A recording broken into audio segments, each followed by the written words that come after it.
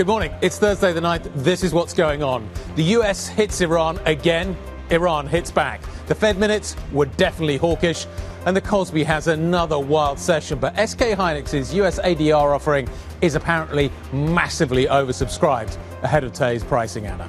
Let's have a look at where we are on European futures then, Guy. And actually, we turn our attention to the US session of yesterday because the European session closed out at the lows of the session in the US yesterday. And so everything from there was upside over in the States. And so we need to factor some of that in here in Europe. So we are expected to see a pretty strong bounce in European stocks at the start of our trading day. Yesterday, the Brent price went over $80 a barrel. We paired some of that later in the session, and we're continuing to pair a little bit of it, certainly the intraday move this morning. So we're down by 0.5%. But we continue to watch what impact the latest attacks are having on the Strait of Hormuz. And gold, we've seen a bit of pressure on gold as things have turned more hawkish in the last few weeks. We're still above 4,000, but we'll keep an eye on the precious metal. We are currently up, actually, by 0.5%. The countdown to the opening trade starts right now.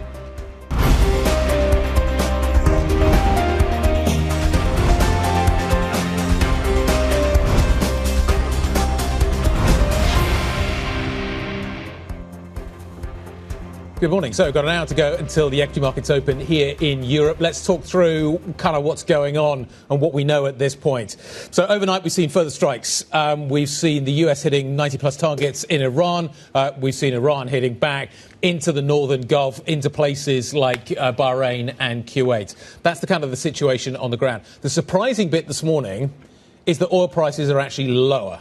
So what you've got is a Brent crude price that is down by 0.4%. We're trading at 77.69. The market feels, it looks like, that it is comfortable with the idea that we are going to see this kind of tit-for-tat action, but we're not going to see escalation from there. Yeah, and that's the assessment the market is making, because President Trump, yes, yesterday he was, saying that the ceasefire was over, but then later he did walk back the comments a little bit, suggesting that this was not a full return to war, and the market will have to make its own judgment about where it thinks it goes, I suppose, with the current level of violence. But yes, maybe the market is prepared to fade some of the move that we saw yesterday, and that's what we've been doing. So we went above $80 a barrel, now back below 78 at 77.66. In terms of the Strait of Hormuz, we did see this having quite a big impact, or at least we think so, because with transponders, being off increasingly, it's difficult to say, and signs that electronic interference is back. So ships moving at strange speeds and being in strange locations isn't helping anybody get a sense of what's happening here. But it does seem that the things that are going through with transponders on are on the Iran side, and things that it's quieter on the Omani side. So it does seem that there's been an evolution here, which is not about tankers coming out, it's about tankers going back in, and whether or not insurers, owners and captains will be prepared to let tankers go back in a situation that looks increasingly hostile. Do you want to have your tanker trapped again? Are you prepared to take that risk? And if the answer is no, then this initial glut as the oil has come out fades quite quickly. Yes, and the risk assessment around going back in versus coming out must look pretty different, really, mustn't it? Knowing what we know now, would you send tankers in is a different calculation. In terms of what traders have been doing with all this information, we've talked about the oil price then, Guy. It has dropped down from that high above $80 earlier on in the week, so yesterday. And traders broadly dusting off then this kind of Iran playbook and going into tech stocks, and that seems to be where some of the strength has come from. We've seen the oil dynamic play through global markets. We're also seeing the inflation dynamic play through global markets, and sometimes they're impacting the same asset. So it's difficult to always say where things are being driven from. But the Fed minutes, they were 22% shorter than the month of April, which I think is worth noting, given we were expecting something a bit shorter. We did get the many and the few. All of those references still live on. But the focus really was on some of the more hawkish language. And so there were a few at the Fed who saw a case for a June hike. We didn't get one, of course, but that is certainly one of the more hawkish lines. So everybody's been running their large language models over this, and yes, it's shorter, but also significantly more hawkish than maybe the models would have suggested. That appears to be the tone and the takeaway from this. And I think that's caught the market a little bit by surprise. And I'm surprised that the market's surprised by this, because the tone out of Walsh has been quite hawkish thus far. So what do you do with this? The market's got 1 to 2 priced in. Is that about right? Walsh is clearly pushing this idea about price stability. He is clearly concerned about that. And I thought that the kind of the key takeaway for me was this isn't about energy. This is about a whole range of factors that are driving inflation. and including AI Yes. and the data center build out and what that is doing in terms of the inflation story in the US. And that's really interesting in the context of Warshu. We know many months ago, before this became quite so current, has talked about AI being a deflationary force. More recently, and just at Sintra, he was acknowledging that in the short term it does seem to be inflationary. But that does, you're right, come through in the minutes. Many seeing AI infrastructure as leading to an increase in prices for technology and electricity products in the United States. And so that seemed to be a line worth thinking about. In the context of oil prices going higher, we've also seen a reassessment of where rates should be from a European perspective as well. So the Bank of England and the ECB, we've seen that pricing moving around. We're now back to factoring in almost 2 hikes from both of those this year. So that spike up in oil prices did that. So we're going to get the accounts from the ECB a little bit later on, so we'll get further information to kind of bolster the case around that. Let's talk about tech. There's a number of different factors we need to kind of throw in, one of which is we've had another wild session in Korea. We've had a better session in Japan, and China looks quite interesting from a tech point of view. So maybe you're getting some kind of rotation around what is happening here. The real standout story, though, this morning is what is happening with the SK Hynix ADR. And it appears to be massively oversubscribed, 7 times oversubscribed. So clearly people want a piece of this in the United States. And that's interesting in the light of the fact that we've seen huge selling by foreigners out of Korea. Yes. So this...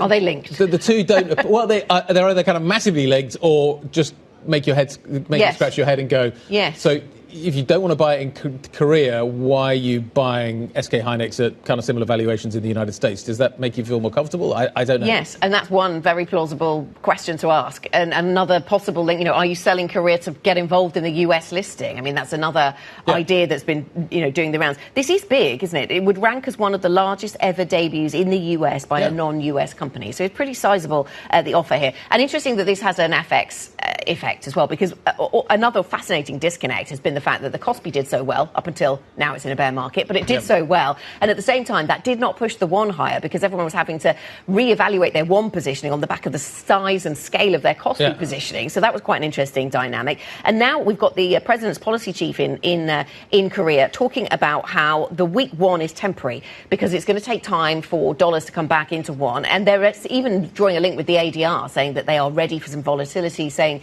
this is going to drive more of that currency flow. So we'll watch that. In amongst it, we've actually got a policy rate decision from the Bank of Korea next week, and so that's going to be something we'll watch very closely. Interesting to see overnight the Kiwis down in New Zealand pushing a hawkish line again, another central bank driving that narrative. Peter Kinsella's going to be here very, very shortly from UBP. We'll get a take on the FX story. Helen Jewell, looking forward to seeing Helen. BlackRock International CIO for Fundamental Equities, and Simon Hussain, Alpha Value Aerospace and Defence Equity Analyst. So much to talk about in the European defence space right now. Really looking forward to that conversation later in the show. Yeah, absolutely. We have a number of things on the agenda to look ahead to, so let's tell you about those. Today we have an EU finance ministers meeting.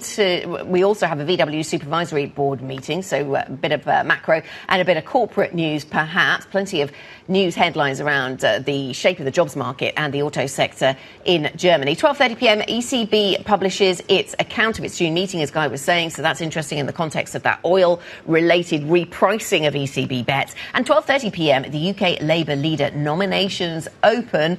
We wonder who will stand. 1:30pm, US initial jobless claims. We've been talking about Andy Burnham for a long time as probably likely the next Prime Minister, so it takes a bit longer than today, but at some point we get some clarity. Are there other names in the hats, or is he just the PPM, the probable Prime Minister? Is that's that very good shorthand? We'll introduce that. PPM. OK. What else do we need to talk about? We need to definitely get back to what has been going on around the Iran story, the defence story, the NATO story. President Trump again questioning troop levels in Europe following what can only be described as a contentious NATO summit that took place in Turkey. I think he's back home now. We'll discuss the details next. Plus, we'll get back to that issue that Anna was just mentioning surrounding Volkswagen. Oliver Blume facing a defining test as he pushes for deep cost cuts so the German automaker.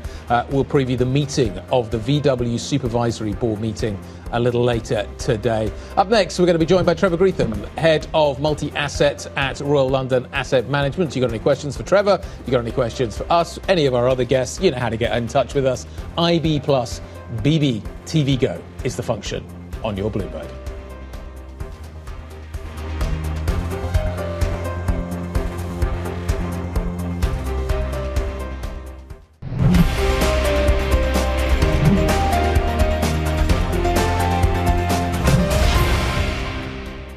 We have many ways we can win, but we've already won militarily. They have very little.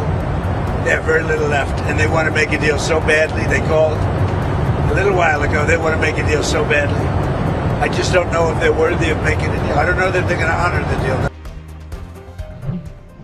President Trump speaking on board Air Force One after a second straight day of US strikes against Iran, threatening to further escalate an already fragile ceasefire. In the past few hours, we've heard from the US Central Command saying forces hit around 90 Iranian targets. Bloomberg's Abir Abu Omar joins us now from Dubai. And Abir, how significant is this action overnight? We heard from President Trump yesterday that this would probably happen. So in that sense, the market saw it coming. And what state is the ceasefire then really realistically in, do we think?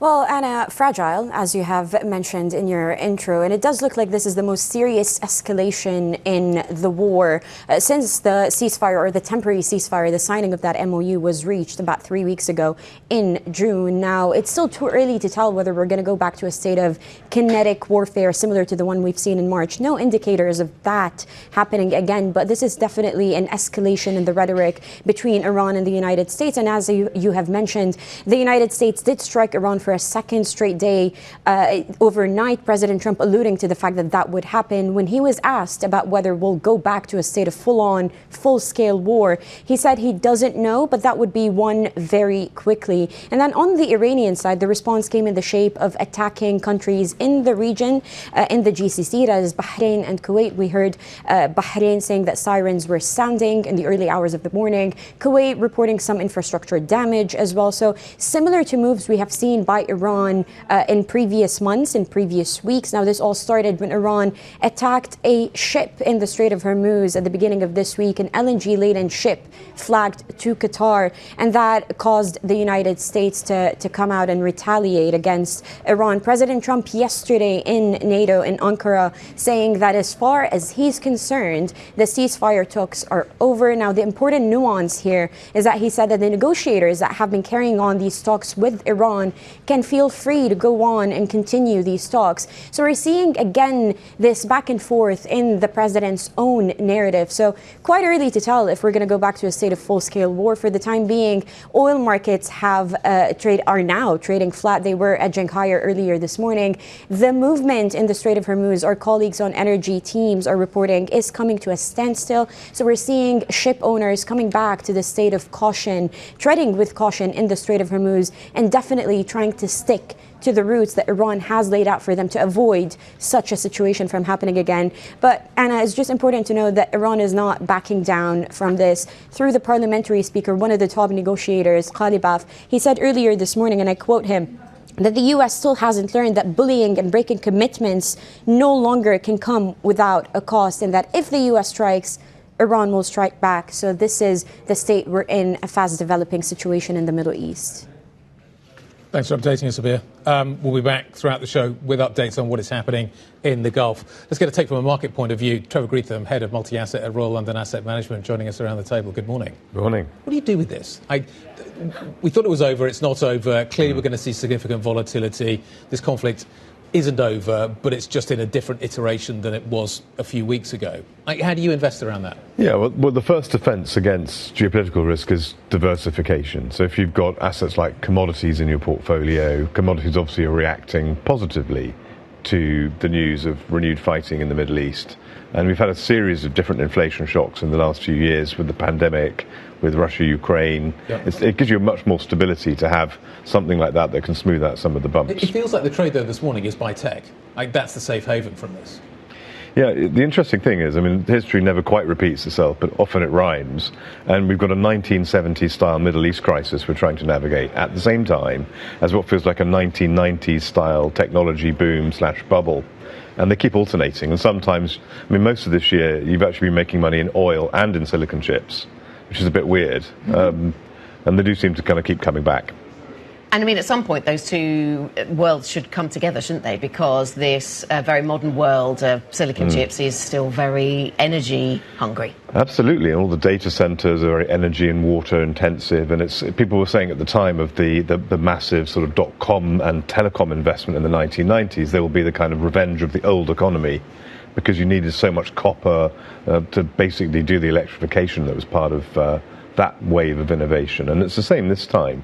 And they may also find themselves sort of colliding via the Fed, because if you've got energy prices generally rising because of geopolitical risk and the Fed's raising interest rates, then at some point tighter money is almost always involved in the bursting of bubbles. OK, and let me ask you about tighter money in the context of all of the bond issuance we're seeing from those that are building out those data centres. We were talking about that Amazon story earlier on this week, just testing the limits of appetite, actually, for this kind of credit within the investment community. And but there's no sign of it slowing down. We're seeing a stellar amount of issuance from a sector that hasn't issued a lot in the past. Right. It's very US focused, this. So as part of the way we sort of try to diversify our pension portfolios, we've got less in US equities than you might otherwise have if you just follow the market weight because of valuation. And we're doing something similar on the credit side, where we're diversifying away from high yield credit towards asset-backed issues in Europe, for example, or emerging market corporates. So I think there's a very US-specific issue here. And we were chatting before we went live about how common bubbles actually are in individuals, different countries. So the US's last big bubble, of course, was .com, which is like 25 years ago. But if you start in 1990, you had Japan, you had the Asian tigers, then you had .com, then you had the China bubble, and then now we've got this bubble. So this is a bubble? I think it's a bubble. It's a boom and a bubble, right? Okay. So when you get an innovation wave like this, it will get overpriced. I mean, SpaceX issuing at 90 times revenues for a loss-making company, it's got to make you ask questions. But the question is, at what stage will it end? And these booms or bubbles, they go very vertical towards the end. Does the Fed need to tighten for that to happen? I think so, but you can imagine there's also this private sector part of credit which could tighten. You can get one of these Minsky moments where credit just suddenly goes, I've had enough of this, and switches off. And it could be that rather than the Fed. And spreads have stayed pretty tight, though, haven't they, up to this point? So what triggers that rethink as you described, Trevor? Yeah, well, it could just be the sort of the weight of overinvestment, and then people saying, well, hang on, what can we sell these AI tokens for? So it could be a kind of collapse in the pricing expectations that's behind all of this capital spending. Or it may need higher interest rates from central banks. Because some people look at those token prices and say, yes, that's the indicator to watch. And others say, well, hang on, no, the lower the prices, the more demand there'll be and more people will just come in. We're at that phase of this technology rollout. My suspicion is that you'll need Fed tightening to end this. And it's, there's a kind of old saying, it's not the first rate hike you need to worry about, it's the last one, which is one of those sort of double-edged, because you don't know which one was the last one until it's too late, right? But in 1999, 2000, they were raising interest rates for 9 months. What finally turned the market, I think, was when the Fed did a 50. In 87, what turned the market was when the Fed and the Bundesbank were suddenly raising rates together. It's one of those moments when people go, well, this is not just fine-tuning. We really need to tighten. And that's often what is the final straw. I don't think we're there yet, actually. Yeah. So we're still moderately positive on equities as a broadening out story. And on and off, we're long tech or long commodities. It seems like alternating between the two. What did you make of the minutes last night? Have you seen them? They looked hawkish, but not, to your point, kind of massively hawkish. No, I'm a bit sceptical about Kevin Walsh. I met him a few times over the years, but I think that Kevin Walsh is coming out sounding hawkish. Well, he would do, wouldn't he? But I think once you see lower energy prices, if they do come back down again ahead of the midterms, feeding into less inflation, I think he's going to flip back to saying how deflationary AI is. So I don't think he's the guy waving the pin at the moment. I wondered also what the sort of group dynamic was, having somebody who'd been brought in with the backstory that Kevin Walsh has, clearly the more traditional background, but then also the blessing of President Trump and the fact that there was expectation he'd be dovish. And what did that do to the level of hawkishness that we got from others around the table? I mean, maybe that doesn't matter now. It's all in the past. Yeah, well, I do think that's part of the wobble that we saw, because when the so-called peace deal was struck and oil prices came down from $100 to $70, everyone sort of thought this is going to be a second leg up for technology and for stock markets. And it wasn't primarily because the logic was lower oil price, dovish Fed, more liquidity, and we didn't get the dovish Fed. So I think that has been part of the market dynamic. And we might yet get the dovish Fed, but I'm not sure we've finished pushing the oil price up yet either. But if you don't think Walsh is hawkish, instinctively is hawkish, he's going to want to bring rates down as soon as the energy crisis has passed. To your point, do equities just keep pushing higher? Do we continue vertical? Like what? Yeah. In that scenario, what happens? In the end, I think it's an overheating US economy that will get the Fed to tighten policy rather than an exogenous oil shock. Right. I mean, the ECB hiked rates because of an exogenous oil shock, and that's kind of their style, to be more headline inflation focused. How hot is the economy now? Well, it's okay, but it's not actually red hot because it's a small sector, actually, economically speaking, that's booming. And there's a lot of, K-shaped economy stuff going on with things actually not looking that great everywhere. So this could last a while. And what I always say to people is there's a kind of tactical time horizon, which is the old Chuck Prince thing that, when the music's playing, you've got to dance. And there's a strategic time horizon, which is don't put all of your money in this area. Diversify away, think about valuation for the longer run. OK, Trevor, thank you so much. Really good to speak to you. Trevor Greetham, Head of Multi-Asset at Royal London Asset Management. Thursday morning, what else do you need to know? The UK grid operator has issued a rare summer warning, citing tight electricity supplies as the blistering heatwave strains energy systems across Europe, and my ability to speak, it seems. The National Energy System Operator says extreme temperatures are reducing the availability of some generation. France already has curbed output at several nuclear reactors due to high river temperatures. Global diesel prices have hit multi-year highs. This after Russia said it was banning diesel exports for about 3 weeks. It follows Ukrainian drone attacks on energy infrastructure in Russia, which have led to domestic shortages. The ban threatens to further squeeze global fuel markets, which are already strained, of course, by the Iran war. And President Trump says a decision on US troop levels in Europe will hinge on how allies address his concerns over Greenland and the Iran war. Trump made the comments aboard Air Force One as he flew home following a contentious NATO summit in which he criticised allies over defence spending and their reluctance to help with the war in Iran. What you can also see him doing there is getting off one Air Force One and getting on another Air Force One. He had to fly the old one out of Ankara, and there's all kinds of speculation as to why. And then he, in the UK, switched planes and got on the new one. Well, there you go. And he's been very critical of a lack of support from European leaders. So, maybe this counts at the margin. One thing that has been really interesting to watch develop is his thinking around Spain. Because when he was sitting with Mark Rutte, the NATO boss, yesterday in Ankara, he was very critical of a number of European leaders. Some he named, some he didn't. But Spain often gets name-checked as one he's really not happy with. We have, they talking about all the issues he had there. But then he changed his tune by later on when he was on board one of those Air Force Ones, saying, I will say, I did have issues, and I still do, but Spain came back all the way today. So we're still not quite sure what that means in terms of what Spain has offered, or he says they were trying to get away from some trade threats he'd made.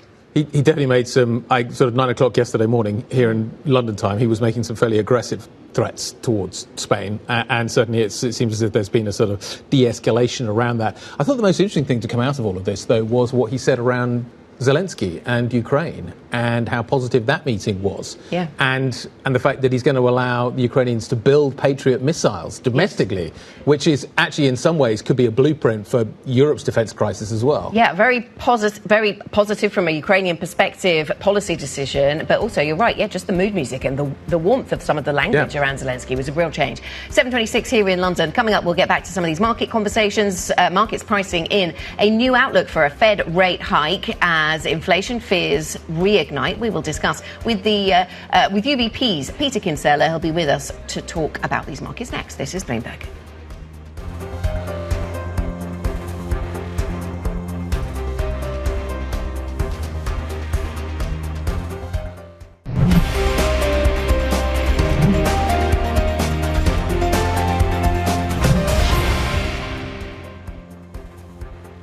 Half an hour to go until the equity markets open here in Europe. Yesterday was a terrible day for European stocks. We were down and down hard, as a result of which we are now bouncing back this morning. The US session, back half of which was quite good, needs to be priced in. And that is what you're seeing on the screen in front of you. Euro Stoxx 50 futures up by 1.24%. Let's talk about the bond markets. And the context here is important. Of course, yesterday we saw with the oil price going higher, a quick re-evaluation of where rates would go here in Europe. And we saw bond yields rising in Europe. So that's the backstory. And then we're pulling back a little bit from from some of that this morning. So as the oil prices drop to touch, we're bringing those yields down a little bit by 2, 3, 4 basis points. So unwinding some of yesterday's move, but certainly not all of it.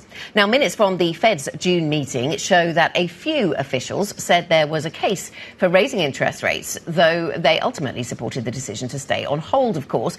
The minutes come amid concerns over inflation, now exacerbated by the flare-up in the Middle East, with markets bringing forward bets on the next Fed rate hike to October from December. Let's bring in Peter Kinsella, Investment Services Head of Union Banque Privée. Very good to have you with us, Peter. And there was a nice little summary of what we heard from the Fed yesterday. So bringing forward our hike expectations as a result. What stood out to you then from the minutes? I think really the big shift really I think that we've seen in the I would say basically in the FOMC voting 9 members vote not voting but bringing their red expectation on the dot plot for a 25 bip rate hike this year. It basically suggests that the overall momentum on the FOMC is veering towards a rate hike this year, which was a big shift in January, I think, and clearly you've seen the market interpretation. I think that also reflects what we've seen overnight and in previous days with the oil price and the latest attack on Iran.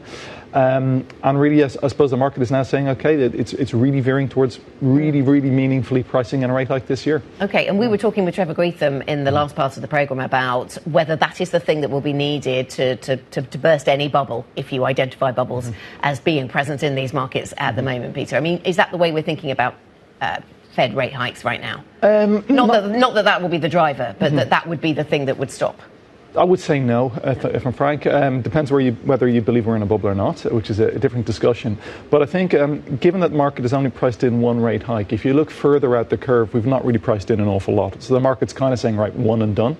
I think in order to cause real pain for the equity market, you would have to price in a series of further rate hikes, which at present doesn't seem to be the case. How high? What would it take to slow the US economy down? At the moment, the US economy feels like it's absolutely fine, maybe accelerating. One and done doesn't feel like it's going to do anything. Why even bother? Yeah, look, I think the question is, well, do you have to raise rates beyond where we're at? Is there a real problem? So if we look at sort of underlying inflation, you're kind of in between 2.5% and 3% on core, depending on the measure you're looking at, right? So that's clearly above target, but it doesn't seem to be causing a huge amount of discomfort. And I think from the Fed's perspective, in reality, de facto, kind of 3% is the new 2%, right? I think that's the way I think about it. You think they've accepted that? Because that's not what I'm hearing from Walsh. Walsh is saying price stability matters, we're above target, we need to get it back to target. Which he does, but they've all been saying that for the last 5 or 6 years, and it hasn't really manifested itself, right? Yeah. So I think, broadly speaking, they'll not be wholly unhappy with that. Can they live with it? Yes. Does it cause huge problems? At the moment, I would say no. Okay. So we don't get much. Do other central banks do much? Where do you think the ECB goes next? The market, Anna was pointing this out earlier, beginning to price back in some rate hikes out of European central banks. Again, why? I think the difficulty the ECB faces is that they're potentially raising rates into a slowing economy or even a potentially contracting economy, right? If we look at PMI data from the Eurozone, it's really been contracting for 3 or 4 consecutive months now. And that's bad news clearly in Europe. If we look at the inflation picture, sure, we've got a lift in headline CPI. Wage growth is actually pretty muted, right? So we're not seeing a pass-through to secondary inflation effects in the Eurozone yet. And we need to see evidence of that. But we're not going to see evidence of that until later in the summer, at the very earliest. So from the ECB's perspective, they've already done one rate hike. Could they do a second one? Potentially. Could that also be a mistake? Yes, it could. So you think the last one was a mistake? I would say, yeah, for me it was. And I'm very reluctant to use the word transitory. I think we all learned the lesson in 2022 about that particular phrase. But if you do believe that this is simply a supply side oil shock, right, in the absence of any increase in underlying European demand, then it's a policy And mistake. the crucial thing is it's not feeding into wages for you. That's not yet the crucial thing. Yeah. I think the ECB's accepted 3% inflation? I would say absolutely not. It's a different growth dynamic as well, right? They've struggled to get there and sustain it. I mean, they had more success in bringing it down anyway, didn't they? They managed to get to 2 and stayed there for a little while. Even slightly below for a very, very brief period. And I just think the underlying dynamic in Europe is just less. What do you think rate the Bank of England's accepted? Look, I would say from the BOE, if we look at it, the BOE lacks credibility, and you can really see that by simply looking at the 5-year forward, or the 5-year break-even, right? It's consistently been above 3% since 2016. So we've accepted 3% here? De facto, yes, we have, in reality. And, I mean, so if we're starting to see the market pricing in rate hikes in the UK because of the oil price spike that we saw yesterday, in part, I mean, would that be a mistake if we... I mean, look, if we're 375 now in the BOE. We're pricing in 1.5 rate hikes. I think that's not it's not unreasonable, because we do see a pass through in the UK towards headline inflation much quicker than elsewhere. And I think the underlying dynamic here is tricky, because you've also got the debt sustainability question. And the BOE has a really tricky task to run. On the one hand, trying to basically keep inflation at bay, but the other, trying not to cause a problem in the gilt market, right? And we've seen that. We obviously saw that with Liz Truss. We've seen it in the past 2 or 3 years, following every single budget. So it's a tricky job they've got to do. Sorry? Is Burnham going to be a problem? Hey, is Burnham going to help the Bank of England or hurt the Bank of England? We'll have to see what he actually does in policy. If you look at what he said before and what he said recently, he's been quite nebulous. He's not given a hell of a lot of detail about what he's going to do. I don't think he knows. I don't think he knows, and I don't think the Treasury knows either. So we'll have to see in what he actually does on the fiscal side, right? But it's going to be tricky. So that's the UK story and the gilt story. What is in the driving seat for the dollar right now, then, Peter? Because we've talked a bit about what's going on in the Middle East, and the first time around that was hugely a driver for the dollar, wasn't it? I mean, the dollar is actually down a little, oil down a little this morning. Are we back to that dollar as a haven? Is that the knee-jerk reaction at times when we see an uptick in violence in the Middle East? Is that still the right one? Yeah, I think broadly speaking, yes. I mean, we had a short dollar position on many of our discretionary funds, which we reduced and basically cleared several months ago. I think there are 2 or 3 things that are speaking in favour of the dollar at the moment. So the first is clearly the rise in front-end interest rate expectations. Right, we've gone from pricing in 3 rate cuts 2 months ago to pricing in a rate hike this year. So it's a 100 bip sort of round trip in front-end rate expectations.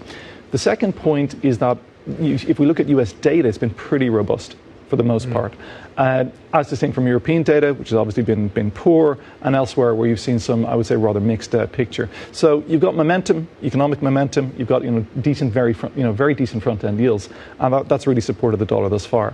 I find what's interesting about the dollar is that if we look at positioning, you've had a massive increase in net dollar longs. And the last time we had the current positioning in net dollars, the dollar index was about 5 or 6% higher than where we are today. If we get a crisis, does the dollar go up or down?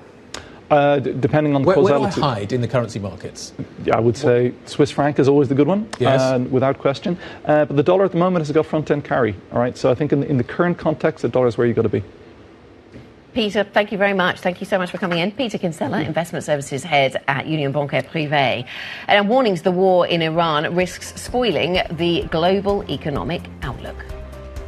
There's, of course, still a lot of uncertainty remaining, and risks are very high, which is why what we also emphasize is that overall we do see risks on the downside, with the escalation of the conflict being a primary driver of those downside risks.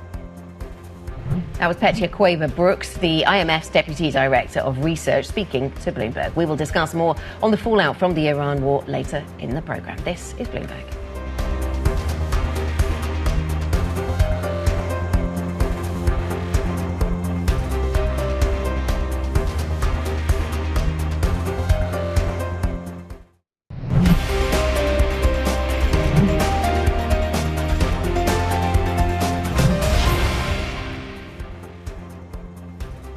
Okay, welcome back.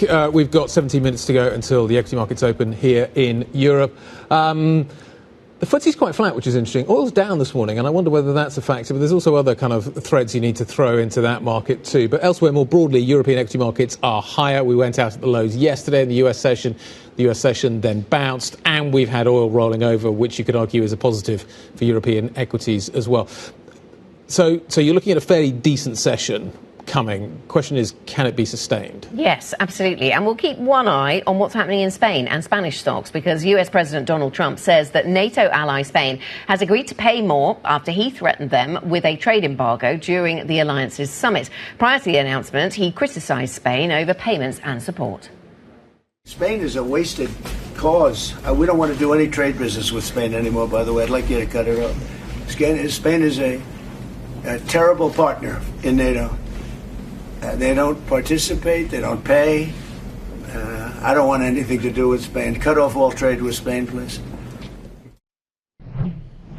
Well, that was the morning. By the afternoon or evening, the tone seemed to have shifted. Let's bring in a Bloomberg chief European correspondent, Oliver Crook, who is still in Ankara and looking through all the things we've learnt and heard during this NATO summit. So could this spat then between the US or between President Trump and Spain, could it lead to further division between the US and Europe, Ollie? Is that how this should be thought, or is this much more of a small issue?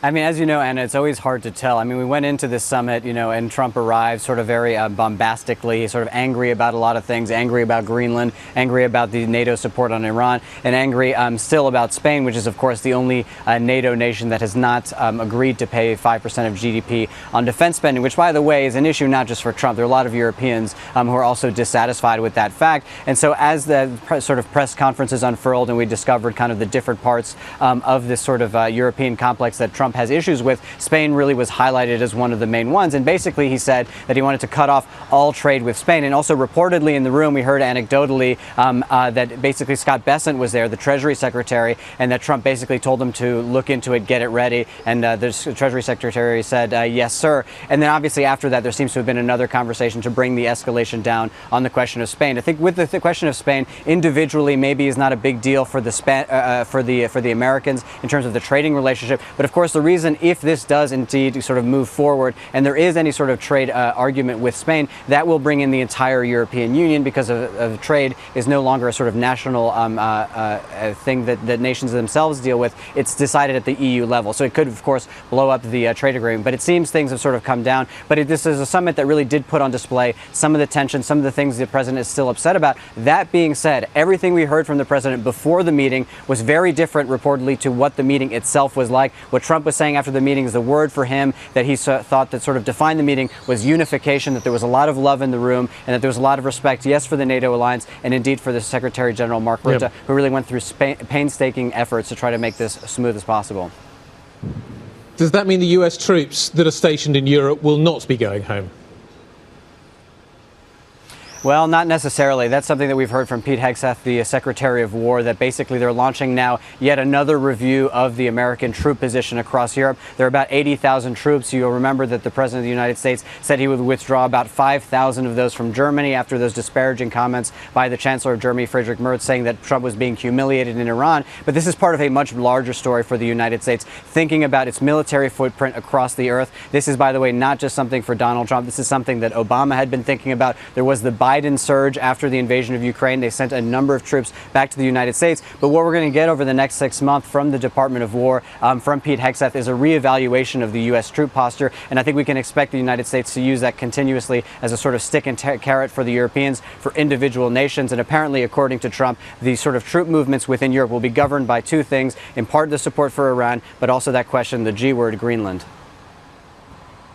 Yeah, absolutely. Ollie, thanks very much. Bloomberg's Oliver Crook in the Turkish capital, Ankara. Let's turn now to today's markets in 3 minutes on the opening trade with our Asia Markets Executive Editor, Paul Dobson.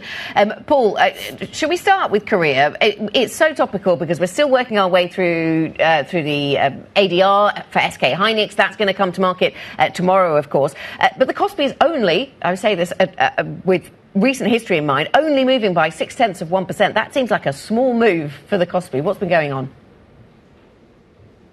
A small move, Anna, but I do think that it's a market that is worth starting with in this conversation. Remember, it entered a technical bear market in yesterday's trading, so the fact that it's finding some stability today should be reassuring for investors. I think there's a couple of things to keep in mind when you're looking at it. Number one, the biggest contributor to the upside there was SK Hynix, which, as you're saying, after that huge ADR sale in the US, which may be around $25 billion worth. 7 times oversubscribed as well. It shows that there's still some enthusiasm surely out there for the 2 large memory chip makers in South Korea. I think the other thing to pay attention to is foreign buying. We've seen foreign buying for 2 straight days in a row now. What I thought was really interesting was some analysis that was done in our Macro Man column by Cameron Crees yesterday, where he sort of dug into it and he was saying, you know, are foreign investors a good judge of which way the market's going? And he found emphatically, yes, in the 4 weeks after foreign investors are adding to their holdings of Kospi, the market tends to rise an awful lot more than if they're selling. Paul, give me the broader context as to what is happening with the Asian tech story. We're definitely getting some rotation. Definitely getting some rotation, but actually there seems to be a little bit more enthusiasm returning across the board today. So we definitely saw the Nikkei back to outperforming the topics in Japan, which is a positive AI sign. But I think the China stack is something that's really worth paying attention to here. So we have Zhepu rising as much as 22% today. That's a maker of large language models and software. It did a $4 billion capital raise and still managed to push higher. So that shows you that people are really interested and excited about that company, which has been able to raise its token prices repeatedly as it rolls out new models. So some enthusiasm there. Next week, we get a very large IPO, CXMT, I beg your pardon, which is a chip maker. So we'll see how that goes. But overall, in the Chinese stack at the moment, there seems to be some energy and enthusiasm buoying the market. Yeah, just briefly, Paul, what's the latest on China? We've had some inflation clues, and we're working our way towards some growth numbers. Yeah, that's right. So I thought it was really interesting in the PBOC's most recent sort of readout of its policy meeting. It was talking about with a new phrase about structural divergence. It's basically recognizing the K-shaped recovery, the K-shaped economy in China right now. And I think that that's starting to come through again in that inflation data, which was a miss on the downside. China desperately trying to, you know, kind of get inflation going through the economy again, get growth going through the economy. What it does have is strong exports, and that's holding it up. That's the upside of the K, but the downside of the K, of course, is the depressed consumer. So next week we have a lot of data, including retail sales. It'll be worth paying attention to see what that tells us about the economy. Paul, great stuff. Thank you very much indeed. Paul Dobson, Bloomberg Executive Editor for Asia Markets. Let's talk about house builders. Chloe, over to you. Good morning, Guy. Indeed, UK house builders are going to be in focus today after some data coming out that shows that political uncertainty in the UK is really putting a strain on that housing market. People are not quite sure what to expect from potential economic plans from Andy Burnham that is making buyers and sellers quite cautious, and is happening at a time when the market had just started to emerge from this oil price shock. So we'll be watching out for all of those companies up here on the board, which, as we can see, have already been having a very tough year. It is also worth noting, as the head of market research behind this data said, that we are not out of the woods just yet, and that until there is greater clarity on this political backdrop, on the path of interest rates, we could see this housing market activity still being subdued. So that's definitely going to be a big sector in focus today. Moving on to some IPO news, with the French hotel operator Accor is said to be working towards an IPO of one of its units. The unit in question is called Ennismore Lifestyle. It has a very wide-ranging portfolio of restaurants, resorts, hotels, and the plan is to list it over in the US. Accor has been apparently looking and exploring this potential listing for a while. It now seems that it is in motion, and we'll be watching out for any market reaction there. And finally, let's end with some M&A with the engine maker in Germany. Deutz is buying the privately held defense firm FFG for 1.6 billion euros. There seems to be some more deal-making activity in the defense sector lately. We had Thales earlier this week buying the submarine drone company Excel Technologies. So there seems to be a lot more deal making there, and we'll be watching out for any market reaction on this particular deal and what that might mean for Deutz as well. Okay, Chloe, thank you very much. So we'll continue to watch M&A within the defence space. That certainly seems to be a theme that we're talking about quite often these days. Let's get to the auto sector, and it's not entirely disconnected, actually, from defence, German autos these days. We're getting some lines out of Der Spiegel talking about how the VW management are seeking plant closures from 2031, and they're putting some dates on the Hanover plant and other plants over in the VW camp, which is interesting. And this isn't new, the fact that they're going to close plants. We knew this, and there's going to be a presentation of this plan by the CEO, Oliver Blume. He's doing a restructuring. He's presenting it to the supervisory board. And this plan could eliminate as many as 100,000 jobs and close 4 German factories. So we kind of knew this was coming, but now we're getting some dates. Who sits on the supervisory board? Unions? Local politicians, people who want to protect jobs. This is a tough battle. This is a hard for sell. him to win. This isn't just kind of one stakeholder that is represented here, shareholders. And there's some really interesting different views about where Germany goes with this, because Germany sells a lot of cars to China. And so in that context, you get too angry about Chinese car companies coming to Europe because then maybe you risk your own sales within China. That's one part of the dynamic. But within the wider European autos landscape, there are those who think that the Chinese approach on Europe is too much, it's too dangerous, it's sort of eating the auto industry from the inside, was the quote I heard when I was over in Frankfurt recently. And others say, no, this is just pragmatic. You know, we've got spare capacity in factories, so we need to use it. And if the Chinese car companies can use it, let's let them. Or you can use these factories maybe to build other things. Yes, exactly. Back to the defence link. Back to the defence space. OK, 5 minutes to go until the market open here in Europe. Looks like it's going to be a fairly positive one. We had a terrible session yesterday. Usually means that maybe you get a bounce the next day. That certainly is what the futures are signalling outside of the UK, which is only up a little bit this morning, up by 0.1%. But keep an eye on oil prices. They certainly are oscillating around what we're seeing in terms of the Gulf picture. We'll also watch what happens with the gilt open this morning and broader bonds picture post that what felt like a hawkish set of Fed minutes. We get ECB accounts coming through a little bit later on. As I say, positive picture, and US futures are actually fairly positive as well at this point in time as well. Worth noting. This is Bloomberg.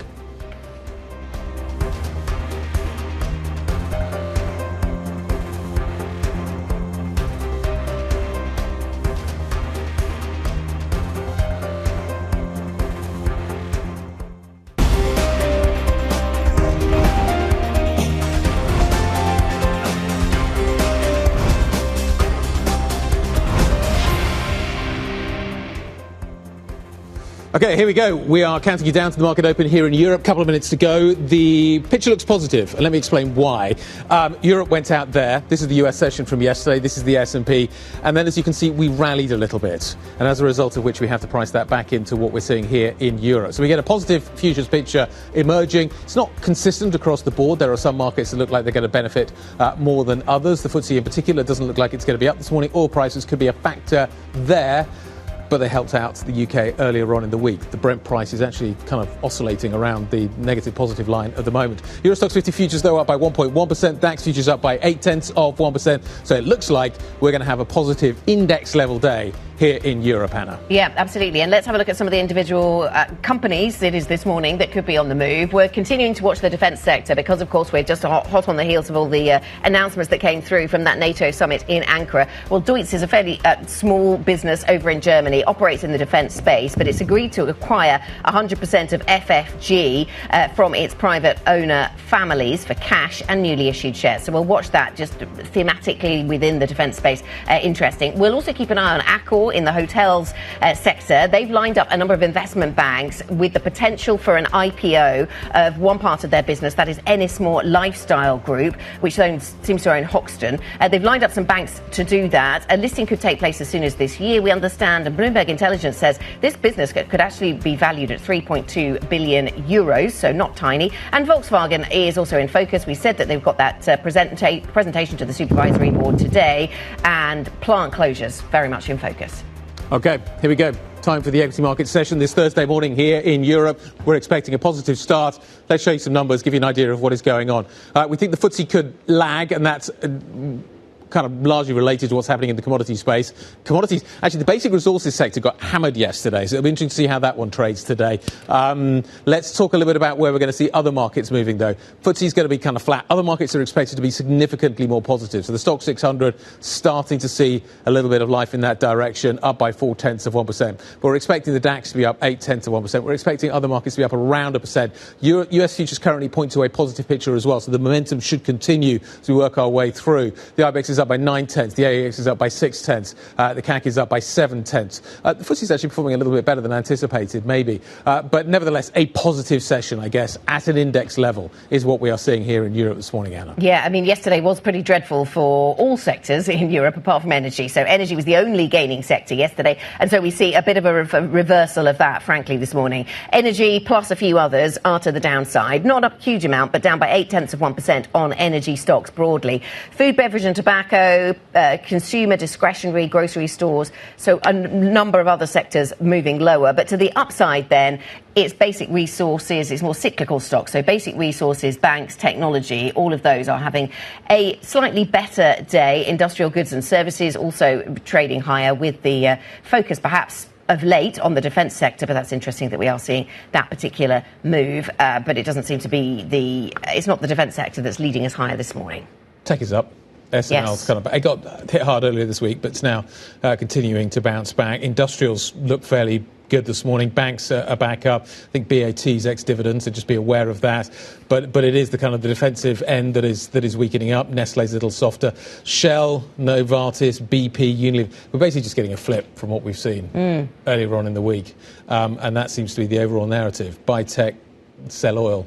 Yep. Seems to be the story. Yep. Let's get a wider perspective on these markets then. Helen Jewell is with us, International CIO for Fundamental Equities at BlackRock. Helen, very nice to speak to you this morning. Morning, Anna. So yesterday we saw, with all the activity in the Middle East over the last couple of days, we saw a sort of knee-jerk reaction to let's go back to the things we did in March, which was around a higher oil price, that moved bond markets, moved energy stocks, and it led to a lot of selling of everything else in terms of European equity markets, because we're pricing in more rate hikes.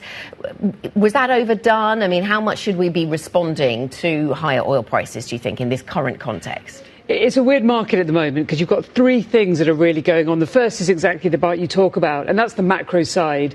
So that is oil prices, which of course is driven by nervousness about the Middle East. Interest rates are in that bucket as well, and what might happen with rate hikes, when you've got inflation on one side and softening of jobs on the other. Then on the second, you've got the fundamentals, which is the earnings and the earnings power and what that might look like. And then on the third, you've got the crowdedness of positions. So on any given day, it all depends which of those is actually the stronger factor. And I think at the moment, it all depends on what the day before looked like. So I think at the moment for today, then what it's looking like is, because of all the moves that we saw yesterday in terms of energy, it's almost a reset of that. But for me, out those three buckets, the one that is always going to be the most important is, of course, the earnings and the fundamentals. And we're going to have earnings coming through again, ASML next week. So these are the kind of things that really going to be driving. And it all goes back to AI. So everything else feels a bit... You've got to pay attention. You've got to be aware. That's reasons that you have diversification within portfolios. But those are the two things. It's very, very difficult at the moment, really, to make a very, very clear investment and long-term portfolio positioning call based on those. Yeah. So is it all about AI, or is it about finding diversity at this point as well, away from AI? I suppose, are we looking to sort of diversify into things that are AI related or AI adjacent, or are we diversifying into things that are, as far as possible, disconnected from what's going on in AI? It's a little bit of both. So the AI connected is, of course, mainly the infrastructure and the sustainable energy names. We've talked about that a lot. The correlations there with the AI trend and the AI theme is still about 0.5. But then you've got other areas of the market which have got very low correlation. For example, healthcare. So healthcare actually has been trading with a zero correlation to AI. Almost like which the is ultimate kind of weird, diversifier. because it's so weird, it could be such a beneficiary of AI. Absolutely, absolutely. So on that basis of that it has a very low correlation, yet it could be a beneficiary, it is also naturally a more defensive name. It plays into demographics. And valuation-wise, this is a sector that historically trades at a bit of a premium to the market. It's actually trading at a bit of a discount. So it feels that the risk-reward in the healthcare looks compelling, but there's no catalyst. And we're in a market at the moment that feels like it wants the catalyst. So that's the downside. And is there bandwidth? I mean, we just seem to spend so much time talking about AI that we get any time to talk about anything else. You guys talking about healthcare. We'll talk more about healthcare. You say it's hard to invest in this kind of... to have a longer-term perspective on what is going on. So how... you guys run huge amounts of money. How are you... What does medium-term look like to you at the moment? Kind of what timelines are you thinking about? So So the next few years are actually more straightforward from the AI theme perspective. So we really do believe that the next few years are very clear from an AI theme perspective because of the amount of capital that you'll see being invested in that space. Now, longer term, of course, there are questions. Firstly, in terms of how long you can see the beneficiaries of that spend really continue to do well. And there's going to be questions in terms of, for those hyperscalers, will that capex spend look more like we saw, for example, in the telcos in the kind of late 90s, early thousands, or will it be more like the cloud? They are the kind of big questions that the market will be grappling with. There'll be no doubt that at some point, I'd say 2 to 3 years from now, that those questions will start to be impacted. Why do you think it's that long? Because of the committed spend that we're seeing at the moment in the market. The committed spend can change. Yeah. Commitments are... there are commitments and there are commitments, and if the market turns around and goes, actually, we don't think that this is going to generate the ROI that you're telling us it is, and we don't think that the beneficiaries, that the people are ultimately going to use the AI are getting the benefits they need from it, doesn't that timeline get shorter a lot quicker?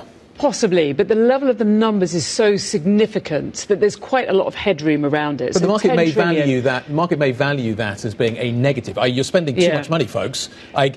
That's not a good thing. That's a bad thing. Yeah, I mean, it will be. There is every capex cycle has the point that the capex overspend starts to happen. We don't believe that we're there now. Okay. So the 10 trillion that has been committed, or we see that's been committed over to 2030, that is kind of 10% of the current global GDP. That's our forecasts of the commitment of the spend. There's quite a lot of headroom that could come down just a little bit, and there would still be a huge amount of capital being invested in the system. The other thing is that historically these hyperscalers, they had been being able to spend, of course, out of their free cash flow. That has changed. They are now having to raise debt. There is some nervousness around that. But from my perspective, that's entirely normal. When you have these big capex spends, there is always a point that they go from being free cash flow positive to negative. It's almost what wasn't normal is that period of time when they didn't need to raise capital and they didn't need to be free cash flow negative to do that. So I think we're at the kind of still relatively early in this kind of big change in terms of human spend. There is no doubt that this will come, but we think for the next 2-3 years is there. That means from an investment perspective, you lean into the AI theme, you do the kind of secondary beneficiaries of that, but you do, Guy, need to diversify those portfolios, A, because the risks are not kind of, there is a risk around it, and secondly because of the day-to-day of what we're seeing in the market. So that's where it comes in, healthcare, LATAM, even the UK, really interesting diversification trades. Yes, I want to come to one of those, some of those in a moment, but so does that picture that you paint there then, Helen, that withstands higher interest rates, does it? Because with this phenomenon of the changing role that these big tech companies are playing, they're now not these fortress balance sheets. They've still got strong balance sheets, but they're now going out and raising debt as well, and they weren't doing that so heavily before. Does that change the way we think about them and interest rate rises? Not if it's only a small interest rate rise. I think if it's 25 bips, 50 bips, which is kind of maybe what's been factored in, whether that actually comes given some of the softer job data that we saw last week, the week before, that is a question mark. But there's actually, I don't think it actually does make that much of a difference. It will make a big difference if inflation is really persistent and really sticky, and we're talking about 50 bips or 1% rates. That is a different ballgame. But 25 to 50, I think the market is already pretty much factoring that in. The other area that the market is also factoring in is consumer weakness. So notice in those diversifier trades, consumer was not part of that bucket. And so consumer weakness, which maybe will be more hit as a result of interest rate hikes, that is already, if you like, not being factored into what we're seeing from the diversification. So I don't think it matters as long as we don't get much more than, say, 50. Yeah. I'm just seeing AstraZeneca on the scrane. Yes. I'm just trying to work out why. It's nothing we did. Nothing we said. I think they've had some phase 2 results. Exactly. So that is idiosyncratic, not healthcare. Yeah. I believe. But you guys are the ones with the Bloombergs in front of you, not me. Why knew it? Why knew it? I don't know how to pronounce it. I'll say idiosyncratic. Failing to prevent heart problems. So this is a failing to meet primary endpoint in a test, and so as a result, this is weaker. So tell me more about the place. You mentioned LATAM as a place that's really uncorrelated, which sounds like an interesting place to go because we don't talk about it very much then, Helen. So what's the story? Well, I'm a mathematician by background. So my favourite stat around this is the proportion of the MSCI Accor it is, about 0.7, 0.8% versus the proportion of GDP, 7 to 8% global GDP. That feels incorrect to me. So the opportunity set from where the actual growth is from a global perspective to where the valuations are is really interesting. And that's what we're looking at, really, where we're trying to focus on the diversifiers, is where are the valuations kind of compelling enough to feel that the downside risk is pretty limited. Without that, it's not going to give you the diversification trade that you need, which is why I mentioned healthcare, which is why I mentioned LATAM. And given this weekend and what we've got going on in the football, let's kind of finish off talking about the UK as well. Some interesting diversification. And the tennis. And the tennis, of course. Yesterday, a great day at the tennis guy. There we go. We could win Wimbledon. I'm getting way ahead of myself. And the World Cup. Who knows? Amazing. And the markets. And UK could win the markets. I mean, the returns that we've seen year to date, given what we've seen in the markets, is tremendous. If multiples hadn't changed, the returns year to date would be 19. They're at 9. Somebody said the gilts have outperformed the hyperscalers as well, I think, over the last few months. Yeah, the Mag 7 have become the Lag 7. So...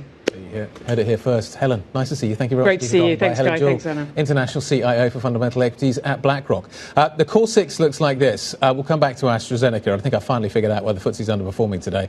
And you're looking at a picture of tech up, defence isn't having a bad day. Pharma is a little lower this morning. Novo's under pressure as well.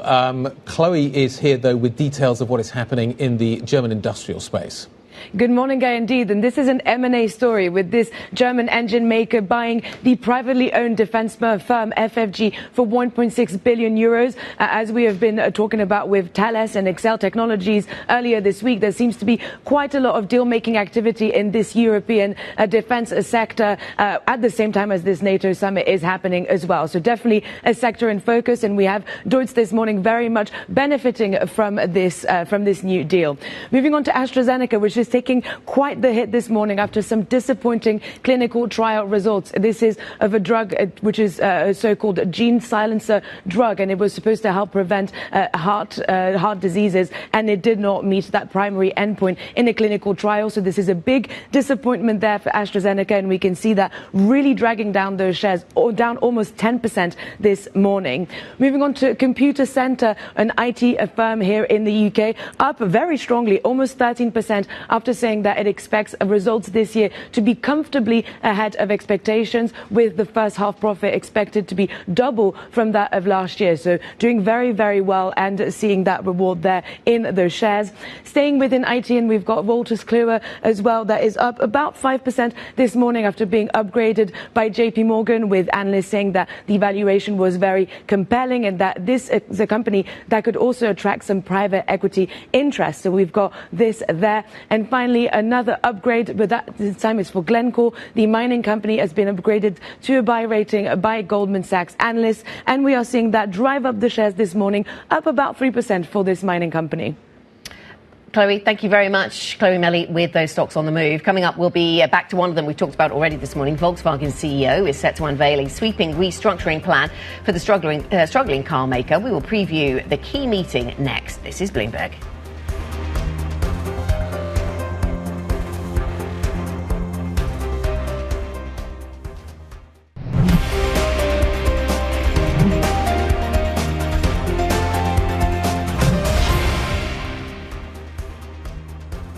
Welcome back. You're watching the opening trade. We're 17 minutes into the session. The FTSE feels very idiosyncratic this morning. It is the outlier, as you can see at the bottom of the screen.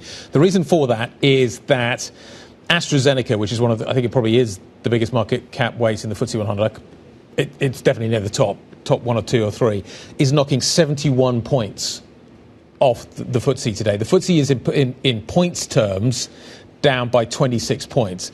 But 72 is what the AstraZeneca story is taking off. So the rest of the market's got to work really hard to continue to push higher. Shell's down, BP's down. So the oil story is not exactly helping very much either. Yeah, absolutely. And with that in mind, the oil story, where we are a little weaker on the oil price after a big jump yesterday. Oil is fluctuating amid renewed hostilities in the Middle East, with the US striking Iran for a second straight day. We've heard plenty of reporting about Iran responding. Now, market participants participants are looking at the Strait of Hormuz, of course, very carefully, where traffic has ground to a near standstill once again, threatening an already fragile energy supply chain. Let's bring in Bloomberg Energy reporter Stephen Stachynski. And Stephen, what confidence can we have about what is really happening, certainly on the Omani side of the Strait of Hormuz then? Because it seems that as soon as we get these flare-ups, the transponders go off, there's all kinds of interference takes place, ships are in strange places, travelling at strange speeds. What visibility do we have about what's really happening through that strait? You know, in terms of the ships that do have their transponders on, it's much more active on the Iranian route. Still, activity has dropped to the lowest level since the middle of June, when the U.S. and Iran signed their interim peace deal. There could be some dark transits happening, but according to our reporting, there are a lot of ships that are just being cautious. You know, there was a ship that was hit on Tuesday. It was dark, and it was still hit by Iran and Qatar. Was trying to. It was a Qatari-owned ship, and the vessel was trying to hide their location. So even if you have the transponders off, there are still some risks. So I think clearly there is a reduction in traffic going through Hormuz. That's one of the things that the market is closely monitoring. The second is the tit-for-tat attacks that are happening between the U.S. and Iran, because right now, you know, you're seeing oil prices down. That's likely due to a relief that, you know, Iran just targeted U.S. military bases, it seems, in other, you know, Gulf countries. If this were to expand to energy infrastructure, which it hasn't yet, the attacks between the U.S. and Iran, then you could really start to see fears that oil prices rise, because if infrastructure gets damaged, it's more than just opening up Hormuz again, it's also repairing that infrastructure. Stephen, are ships going back into the Gulf? We are seeing also a bit of a slowdown in that level as well. There are a lot of ships that have been stuck, and they're using this as an opportunity to get out. But there's been a slowdown in empty ships coming in. And of course, that's a key part of expanding exports through the Persian Gulf, is getting more and more empty ships in. Because if you don't have the empty ships to load the fuel, you can't get more out. And one thing that I've noticed, at least for liquefied natural gas, there are 2 empty ships that are nearing the strait. But outside of those 2 ships, a lot of other vessels have really kind of pushed away from the Gulf of Oman on the outside. So it seems to be a bit of a checkered picture. But overall, just the amount of traffic has been falling. Stephen Stachynski, thanks for the update. Always appreciate it. Let's turn our attention to the auto sector. Volkswagen CEO Oliver Blume is set to present a plan today for sweeping restructuring at the company's supervisory board meeting, which is going to take place this afternoon. Bloomberg understands the cost-cutting drive could eliminate as many as 100,000 jobs and close 4 German factories. Stefan Nicholas covering this for us. Why is this necessary? This is massive. Do we think the supervisory board is going to sign off? Yeah, good morning. This is certainly the biggest restructuring any VW CEO has attempted in many years. Blume thinks it's necessary because competition in Europe is rising. New entrants like BYD from China are really putting up competitive pressures with affordable EVs and hybrids. Energy and labor costs in Europe remain pretty high for VW. And all of this is happening in a shrinking market that has not come back to the levels we've seen before the pandemic. So this is a major attempt by Blume to make VW leaner, faster and more profitable. It's gonna meet heavy and difficult discussions in the supervisory board. And yeah, there's going to be tough negotiations coming in the next few weeks. And the final result is still out. Yeah, and Stefan, what kind of omen is this then for the European auto industry more widely? Are we going to see more car manufacturers responding in the same way to this rising competitive pressure and the low sales you reference? Yeah, for sure, that's to be expected. VW is sort of a microcosm for the entire industry with these competitive pressures rising. So we're gonna be seeing cost cuts as well from the other big manufacturers: Stellantis, Renault, Mercedes, BMW. They're all in cost-cutting mode to sort of adapt to this new world and to better compete with the Chinese and also clean up their balance sheets and defend profits. Stefan, are we getting to the point where the argument that the German car makers have pushed forward, i.e. we should allow the Chinese in here because we're allowed in there and their market is key for us. How much longer is that going to hold water? Because the Chinese car market is really, really tough, highly competitive, and the Europeans are struggling in it. Yeah, it's really a difficult situation for these car makers. They're still selling quite a few cars in China, especially the Germans.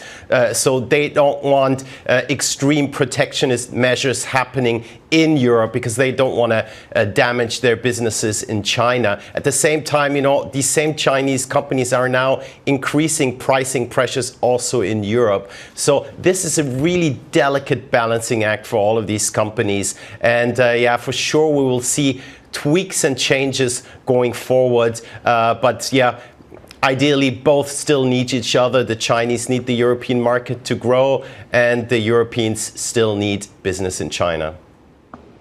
Yeah, so Stefan, tell us about the evolving relationship between the European and Chinese car manufacturers in terms of manufacturing for each other. There are a number of situations we've covered where Chinese manufacturers have come to Europe and actually they've involved European plants in a sort of contract manufacturing style. Is that growing? Yeah, for sure. I mean, there are two things happening. One, the Chinese, the big ones, are building their own plants. BYD is setting one up in Hungary. But at the same time, all of these European car makers have underused plants. And instead of shutting them down, closing them, and, you know, letting a lot of people go, which would lead to sort of political pressure, they are now making these deals with the Chinese car makers that come in and fill some of these underused plants. So that could technically be a win-win situation in terms of jobs. But on the other hand, a lot of analysts are saying this is kind of a Trojan horse where we're inviting in the competition and making them stronger. So another difficult situation and not an easy one for CEOs. Stefan, thanks for the update. Appreciate it. We'll watch the news from this meeting a little bit later on with a great deal of care. Stefan Nicola on the car sector. Quick update on AstraZeneca. The stock is down and is dragging the FTSE down with it. This as we see an update on a key genetic cardiology therapy that the company has been in partnership on that we understand has failed to prevent the heart problems that it was meant to target. Yes, indeed. And I'm just looking through some research from Bloomberg Intelligence on the subject. They say that these results, around this specific trial result, this makes the company's ambition of more than $5 billion in sales in Wainua, and I'm sorry if I'm mispronouncing that, it makes it unlikely that the company is going to be able to reach that because it makes expansion rather difficult. So that's why the stock is selling down, I suppose, if others share that view. And we do see the stock down by 9% in this morning's session. Yeah, this is one of the biggest capped stocks on the FTSE 100. Absolutely. Huge points. As you were saying earlier, top three, certainly for this one. And oil and banking make up the others. Coming up on the programme, we will talk about the defence sector. Saima Hussain, aerospace and defence equity analyst at Alpha Value, will be with us. We're just coming off the back of that NATO event in Turkey, the NATO gathering, where they've outlined billions of extra spending. Where's it all going? How is this reshaping, certainly, the European defence landscape? This is Bloomberg.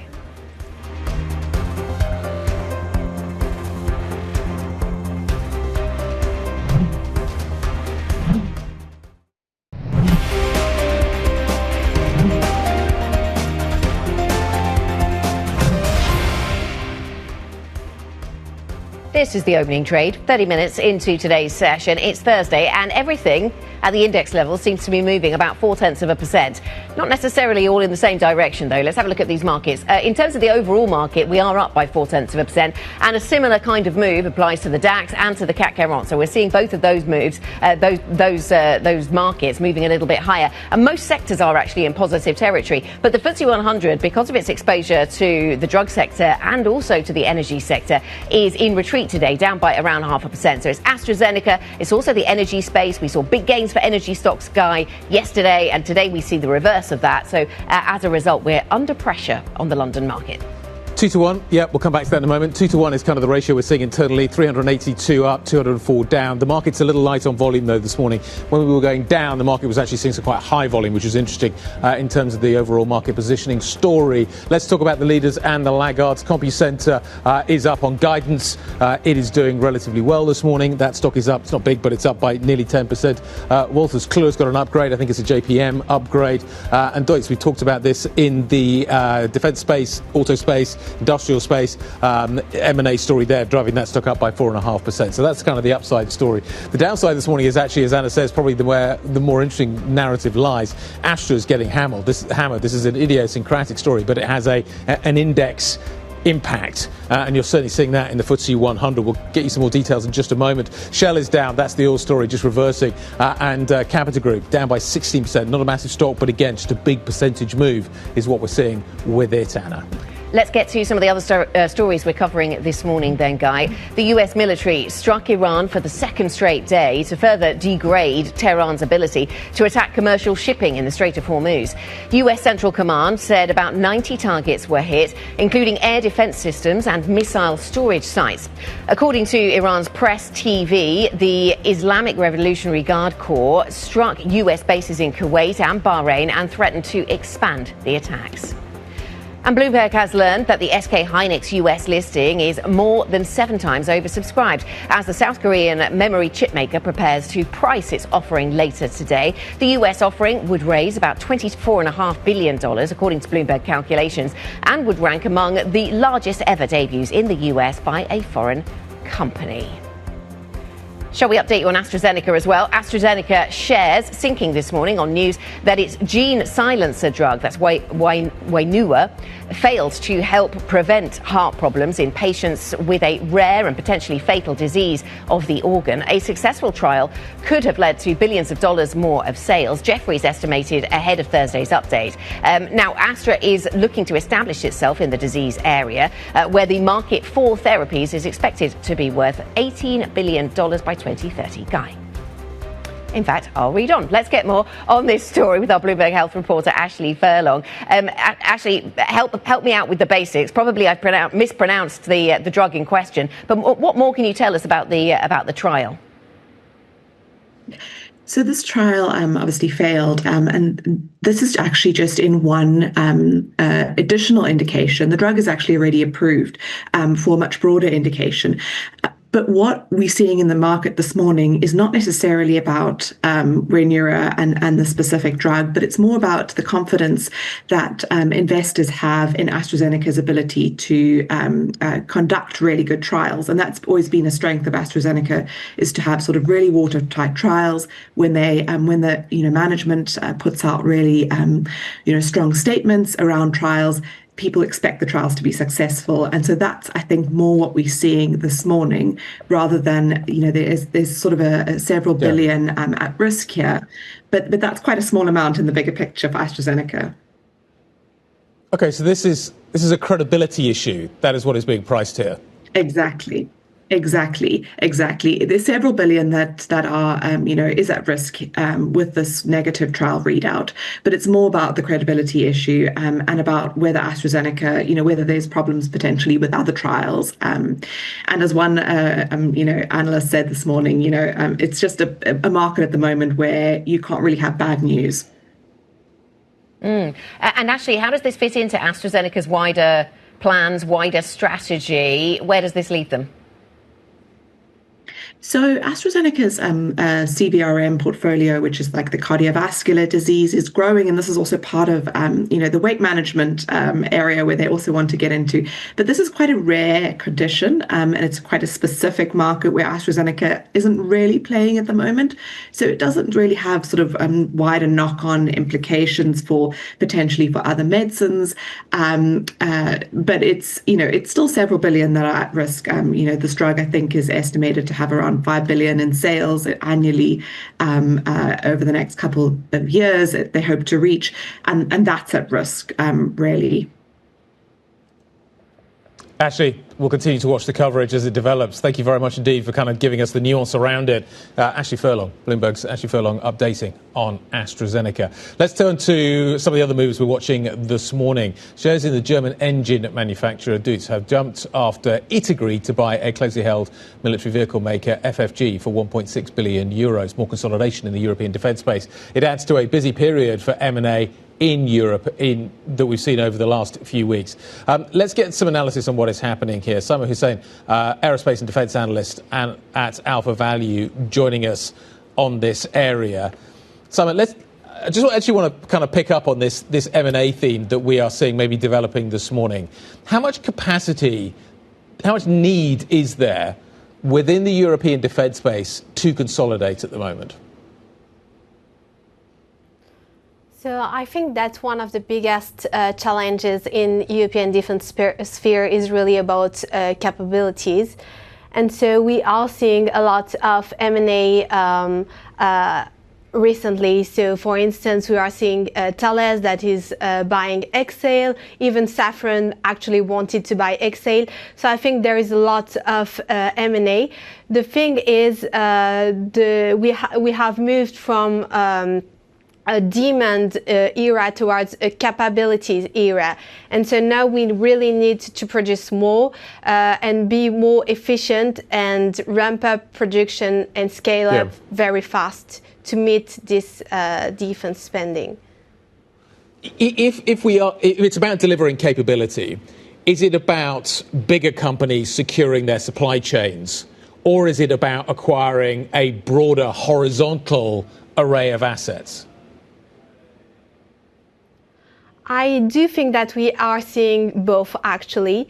I think that, for instance, with Safran that wanted to buy Exail, it's really about horizontal acquisition, even though they had some common capabilities.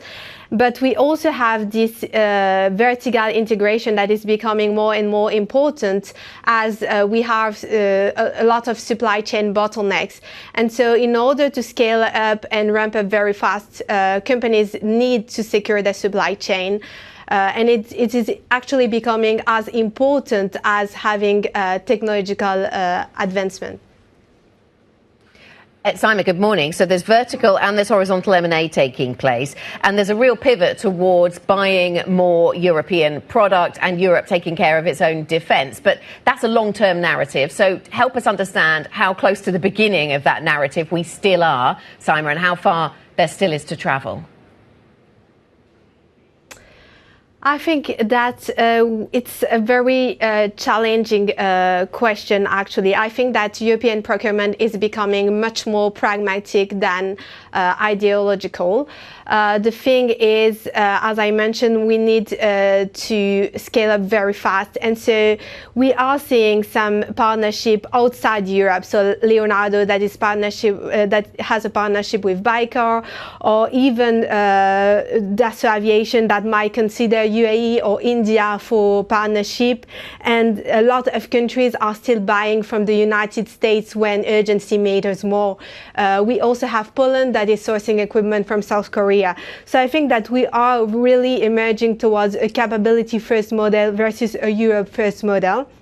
And we have seen also a lot of multinational partnerships that have failed recently. We can mention the Future Combat Air System, the Eurodrone, even the postponement of KNDS IPO shows that multinational cooperation across Europe is becoming more and more challenging. So we are still far away from this European consortium and consolidation, even though we do have some strong partnership already in place. So those are the challenges, even within Europe, then, to do further consolidation, perhaps, and cooperation. You mentioned in your notes, Simon, that modern warfare, obviously, we know this operates in innovation cycles, software cycles. So very quickly, we see new innovation and new product coming to market, and yet the purchasing has not maybe caught up with that. Is that changing?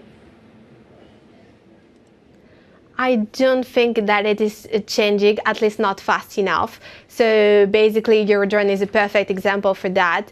The thing is that for multinational European programs, they are designed over a period of 10 to 15 years, so we're speaking about a decade, while the modern warfare really evolves in software or software cycle, which means in months. So we have this gap between the programs that are designed over decades versus the modern warfare that needs fast innovation. Yeah. Simon, we've seen overnight confirmation that the Ukrainians will be able to build under license Patriot missiles. There is this push in Europe for domestic capability. And I'm just wondering how you think the US primes are going to react to this. Do you think we are going to see more US weapons being built in Europe under license? And do you think that will satisfy governments in Europe? So I really think that it is a possibility. The thing is that the US production capabilities are becoming more stretched with everything that is happening in the Middle East with Iran. So the United States has to help Ukraine, it has to help Israel. So overall, the production capacity of the US are really constrained, especially as the United States will have to rebuild at some point its own inventory. So I do think that there is a tendency towards building locally, even in Europe. And I think that this will happen more and more. And the fact that we have still this technological gap will reinforce the idea that the US might provide more licenses, and that the Europe, even though it wants to reduce its dependency on the United States, will have at some point to accept those licenses. So I do think that this is just the beginning of a bigger trend, a much bigger trend on new licenses. Simon, thank you very much. Thanks for your analysis. Simon Hussain, Aerospace and Defence Equity Analyst at Alpha Value, helping to take stock of some of the developments at NATO and beyond. Coming up, we'll get back to the tech sector. SK Hynix prepares for its imminent US listing, expected to rank among the largest debuts in the US by a foreign company. This is Bloomberg.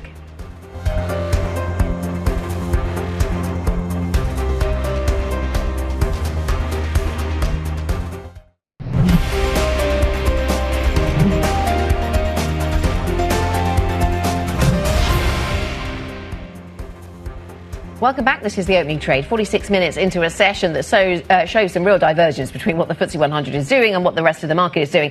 The rest of the market is probably giving you the bigger picture. The FTSE story is pretty idiosyncratic. Yes, there's oil and weakness in oil majors, but there's also the AstraZeneca story, which is taking a chunk out there, and that is related to some of their trials around one particular drug. It's a pretty big chunk. We'll continue to monitor that story throughout the morning and the wider effects on the healthcare sector.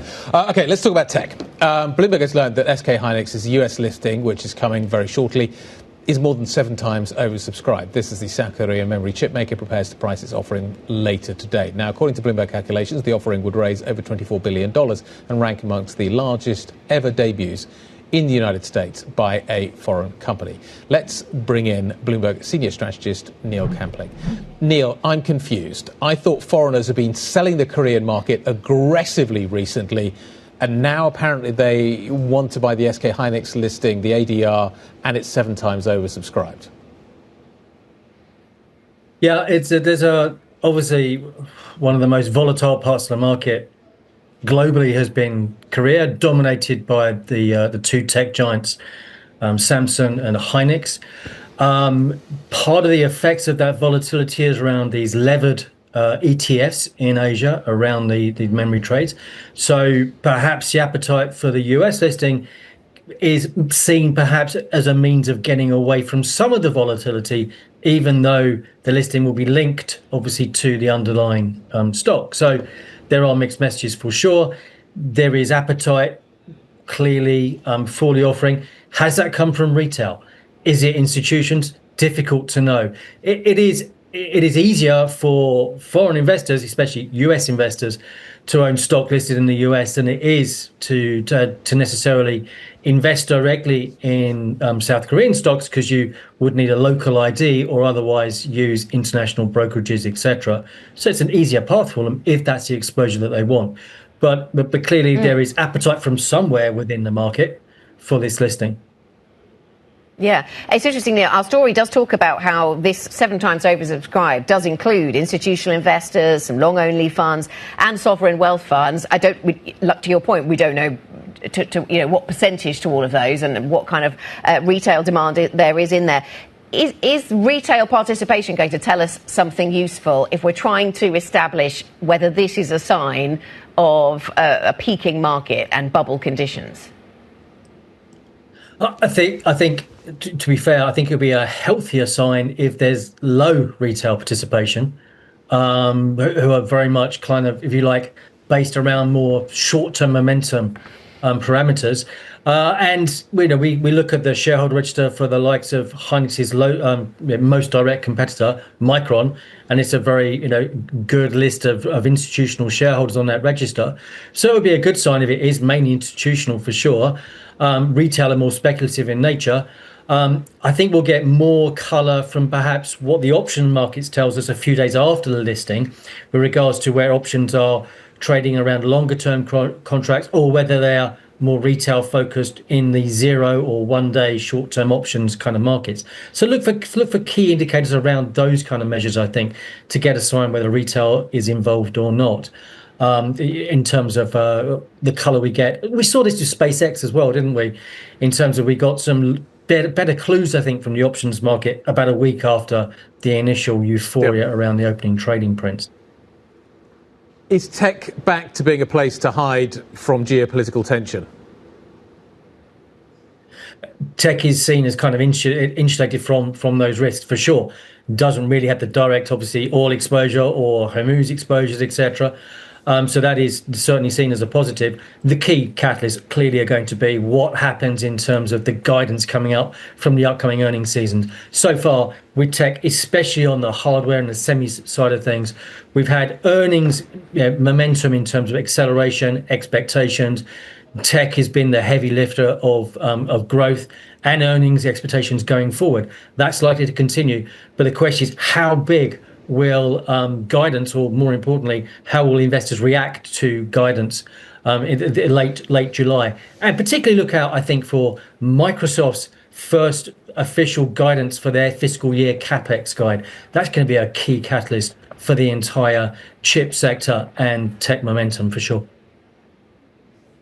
Neil, great to catch up. Thank you very much indeed for the update. Neil Campling on what is happening in the tech landscape this morning. Talking of which, SK Hynix's chair will be speaking to Bloomberg. That interview, we think, at 3:30 London time. Let's look ahead to other things we're watching out for today. We have an EU finance ministers meeting. We have a VW supervisory board meeting, which is going to be fascinating because of the conversations around closing factories at VW. We've talked about that this hour. 12:30 p.m. London time. ECB publishing the account of its meeting. They're not supposed to be called minutes. No, but they serve a purpose of helping us understand a little bit what was discussed. And 12:30 p.m. we have the UK Labour leader nominations. They are opening up. We'll see if anybody else puts their hat in the ring. We're pretty sure Andy Burnham's going to be in the mix. 1:30 p.m. UK time. US initial jobless claims will be the data point of the day, I suppose, stateside. Yeah. What are we watching this morning in the markets? What's the big theme that stands out to Skylar? Let's find out. Anything like oil's interesting, but not that interesting, in as much as it feels actually fairly stable this morning. There's an idiosyncratic story out of the UK, but what is the broader picture you're picking up on? I think it's just this bearishness within bonds, as in we had the oil move earlier this week, and the thing that was most punished was bonds, and just over and over again it seems like a beaten up market.